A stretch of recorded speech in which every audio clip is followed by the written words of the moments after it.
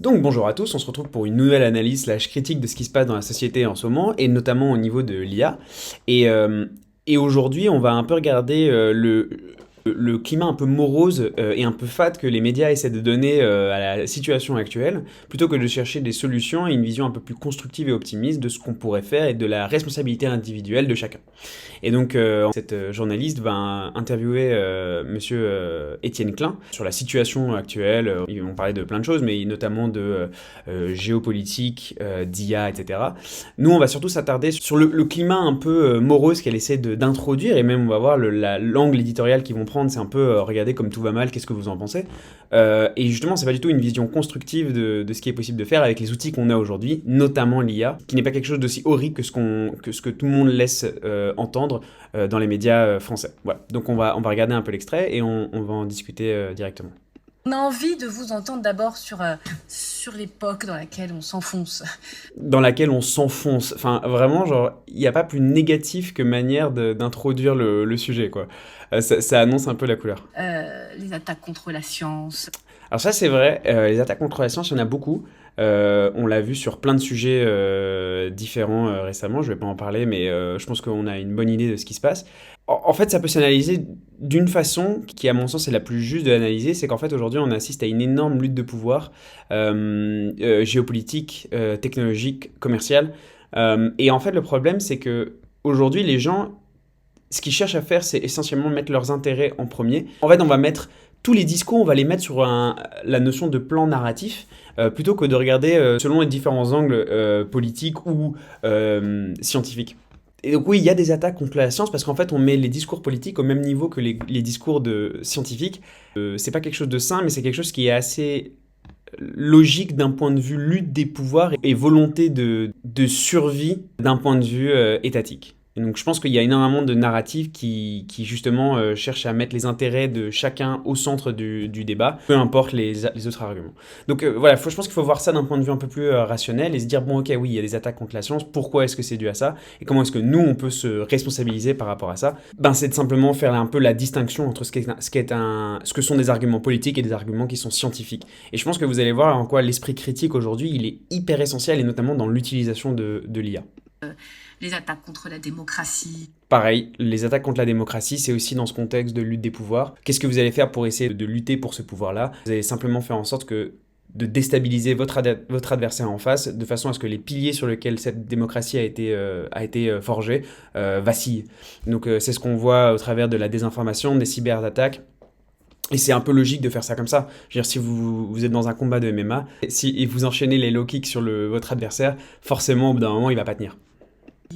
Les contre-vérités qui déferlent. Contre-vérité, pas pareil, hein, c'est dans même sujet, et l'IA là-dedans, enfin d'ailleurs je pense qu'il y a beaucoup d'IA là-dedans, et on a entendu pas mal de choses sur des cyberattaques ou de la cyberdésinformation sur les réseaux, où justement il y a beaucoup d'outils qui sont utilisés pour justement véhiculer ces désinformations. Pourquoi est-ce qu'il y a ça? De nouveau, c'est toujours dans cette perspective de lutte des pouvoirs, pour faire vaciller l'adversaire en face, et l'IA aujourd'hui n'est qu'un outil supplémentaire pour parvenir à ces fins-là. L'IA nous menace d'une sorte d'extinction d'une série d'emplois. Nous menace d'une certaine extinction d'une série d'emplois. Non, enfin, la manière dont c'est abordé, je trouve ça terrible, parce qu'en fait, ça véhicule des idées. On peut que devenir pessimiste en entendant ce genre de discours toute la journée.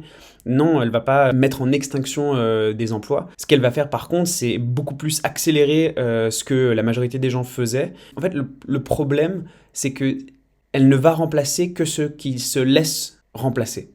C'est-à-dire que c'est-à-dire que si quelqu'un refuse de se faire remplacer par une IA, il va pas se faire remplacer. Pourquoi? Parce qu'il va apprendre à l'utiliser pour devenir irremplaçable. Je veux dire, aujourd'hui, oui, si quelqu'un fait un job que l'IA peut faire à 100%, forcément il va se faire remplacer. Mais par contre, si cette personne-là décidait d'utiliser l'IA pour faire encore plus que ce qu'elle faisait, et donc plutôt que d'être à 80% de ses capacités, elle passe à 120%. Je veux dire, un employeur ne va jamais renvoyer quelqu'un qui est bien plus performant avec de l'IA pour le remplacer par uniquement une IA. il y a un moment, il faut juste aussi regarder les choses de manière un peu froide et se dire, ok, mais donc pourquoi est-ce qu'un employeur remplacerait quelqu'un? Pourquoi est-ce que des jobs, des emplois se feraient remplacer? Il faut le voir d'un point de vue valeur apportée au projet. Si quelqu'un apporte une certaine valeur, disons X, et qu'une IA apporte également une valeur qui est égale à X, bah forcément que l'IA coûte beaucoup moins cher que la personne, donc bah, on va prendre l'IA. Cependant, si cette personne-là apprend à utiliser l'IA et qu'elle se met à l'utiliser pour exploser ce qu'elle apporte comme valeur au projet, qu'on ait une valeur apportée égale à X carré, bah à ce moment-là, évidemment que l'employeur va pas se dire bah, je vais prendre que l'IA. S'il peut prendre une personne qui utilise l'IA et qui se décuple grâce à cette IA, bah forcément qu'il va garder cette personne. Aujourd'hui, l'IA, elle va arriver, c'est une réalité, mais il faut pas se dire, tiens, elle va tous nous remplacer. Il faut se demander, tiens, comment est-ce qu'on peut faire pour apporter encore plus au projet pour lequel on travaille à la base. Et dans ce cas-ci, dans aucun monde, les gens vont se faire remplacer. Moi, je prends souvent l'exemple du développeur. Le développeur, oui, en effet, bah, j'ai pris ça en tout cas dans une des dernières vidéos. Le développeur, en effet, il peut exploser sa capacité de production avec de l'IA. Mais c'est vrai aussi pour des écrivains, c'est vrai aussi pour des journalistes, c'est vrai aussi pour des chercheurs, c'est vrai... Enfin, je veux dire, l'utilisation de l'IA, c'est un accès à l'information qui est extrêmement rapide, extrêmement fort, extrêmement puissant. Et ce serait une erreur de ne pas l'utiliser, de nouveau, avec un esprit critique, parce qu'au final, c'est nous qui sommes responsables du résultat final. C'est pas l'IA, donc... Voilà. La peur qui nous assaille avec, on en parlait, la guerre à nos portes, la guerre demain peut-être chez nous. Bon.